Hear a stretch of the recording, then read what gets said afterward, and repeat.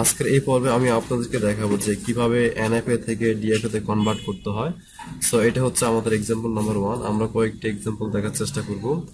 আর আমি এখানে যে নিয়মে কনভার্সেশনটা দেখাবো, আশা করি এই নিয়মটা ফলো করলে যত ধরনের যত কঠিন প্রবলেম থাকুক না কেন আপনারা খুব ইজিলি সলভ করতে পারবেন।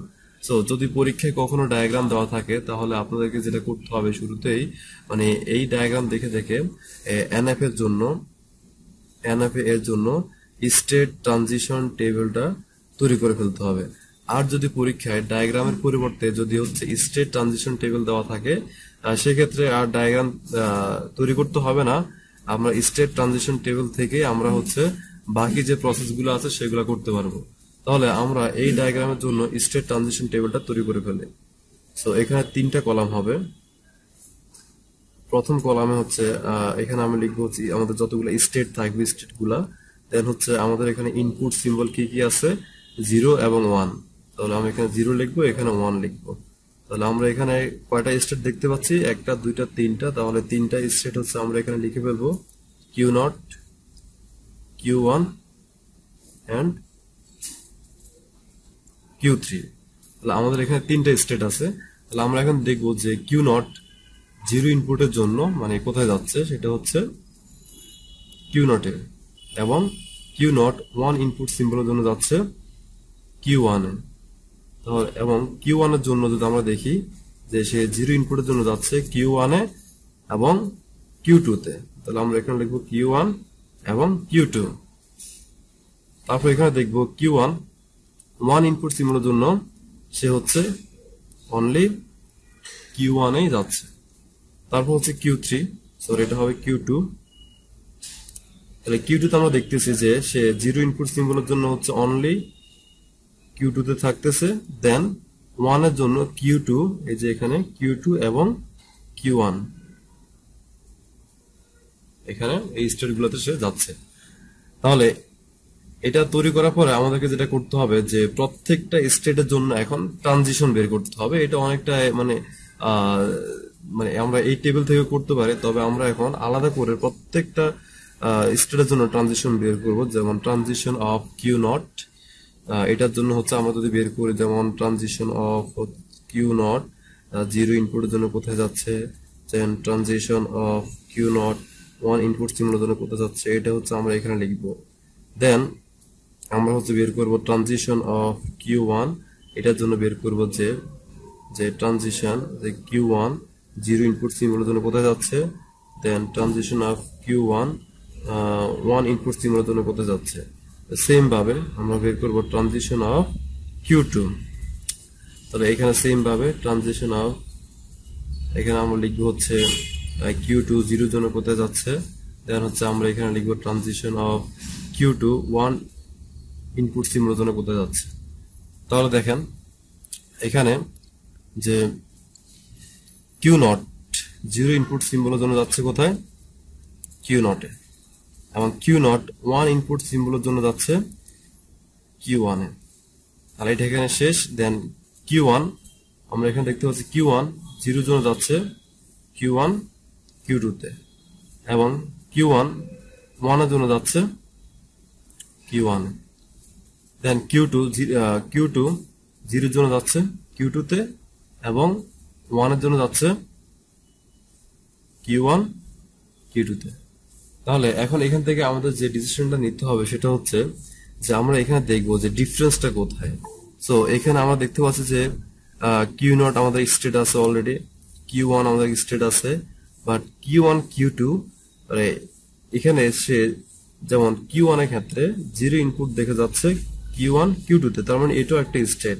সো যখন আমরা দেখবো যে 0 অথবা 1 ইনপুট সিম্বলের জন্য যদি এরকম ডিফারেন্ট কোনো মানে কম্বাইন্ড স্টেট দেখি, সেই ক্ষেত্রে হচ্ছে আমরা এই যে কম্বাইন্ড স্টেট গুলাকে হচ্ছে আমরা একটা স্টেট হিসেবে কাউন্ট করব। তাহলে এটা হচ্ছে আমাদের নিউ স্টেট আমরা বলতে পারি। যেমন এটা সেম, সুতরাং আমরা হচ্ছে এটাকে পাশে লিখে দিব যে Q1 Q2 হচ্ছে নিউ স্টেট। যেহেতু Q1 Q2 এখানে যেহেতু দুইটা স্টেট আছে, মানে 0 জন্য এখানে যাচ্ছে, সুতরাং এই দুইটা মিলে হচ্ছে একটা স্টেট। সো যেহেতু এটা একটা স্টেট, সুতরাং এটার জন্য কি আমাদের ট্রানজিশন বের করতে হবে। তাহলে দেখুন কিভাবে বের করবেন। Q1 এখানে হবে Q2, Q1। তাহলে এখানে যেহেতু আমাদের নতুন একটা স্টেট আসছে, সেটা হচ্ছে Q1 Q2। তাহলে Q1 Q2 এর জন্য আমার ট্রানজিশন বের করতে হবে। তাহলে এখানে আছে Q1, এখানে আছে Q2। তাহলে Q1 এবং Q2 জিরো ইনপুট সিম্বল দিয়ে কোথায় যাচ্ছে সেটা বের করার নিয়ম হচ্ছে এই Q1 transition of Q1 zero input দিয়ে কোথায় যাচ্ছে, union transition of Q2 zero input দেখে কোথায় যাচ্ছে।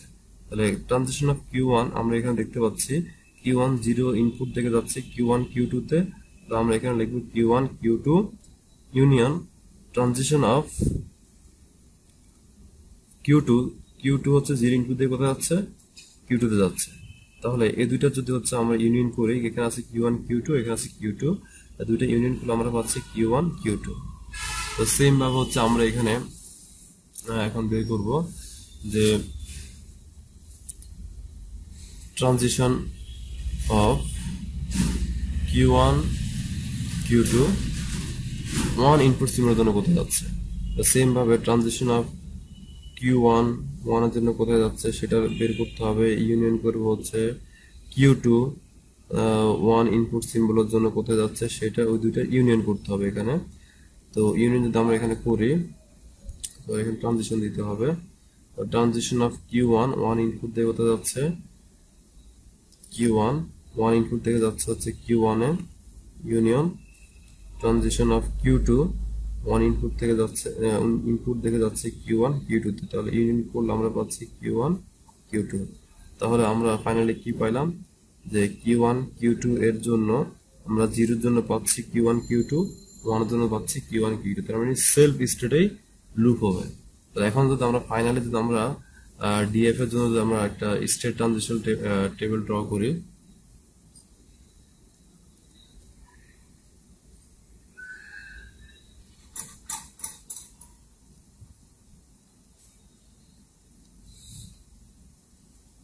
তাহলে আমরা এখন যেটা করব সেটা হচ্ছে Q1 এবং Q2 এর জন্য ডিএফএ এর স্টেট ট্রানজিশন টেবিল ড্র করব।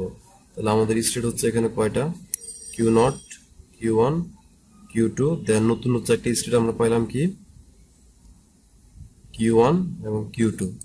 তাহলে এখানে হচ্ছে আমরা লিখবো সে জিরো ইনপুটের জন্য, জিরোর জন্য কোথায় যাচ্ছে, ওয়ানের জন্য কোথায় যাচ্ছে। তো আমরা এখান থেকে বের করতে পারবো যে এখানে দেখতে পাচ্ছেন যে Q0 জিরোর জন্য যাচ্ছে Q0 এ, ওয়ানের জন্য যাচ্ছে Q1 এ। আর এখানে Q1 জিরোর জন্য যাচ্ছে Q1 Q2 তে, আর ওয়ানের জন্য যাচ্ছে Q1 এ। দেন Q2 জিরোর জন্য যাচ্ছে Q2 তে, ওয়ানের জন্য যাচ্ছে Q1 Q2 তে। আর দেন এখানে যে নতুন যে স্টেটটা পাইলাম Q1 Q2, এটার জন্য হচ্ছে আমরা বের করলাম এই যে জিরোর জন্য যাচ্ছে হচ্ছে Q1 Q2 তে, ওয়ানের জন্য যাচ্ছে Q1 Q2 তে। আর আমরা যদি ডিএফ এ যদি স্টেট ট্রানজিশন টেবিল থেকে আমরা এখন ডিরেক্টলি ডায়াগ্রাম টেকে ফেলবো, যেখানে Q1 Q2 Q0 Q1, এখানে আছে Q2, দেন এখানে কি Q1 Q2, এই দুইটা মিলে একটা স্টেট। তাহলে আমাদের এটা ছিল হচ্ছে আমাদের ইনিশিয়াল স্টেট, এটা ছিল হচ্ছে ফাইনাল স্টেট।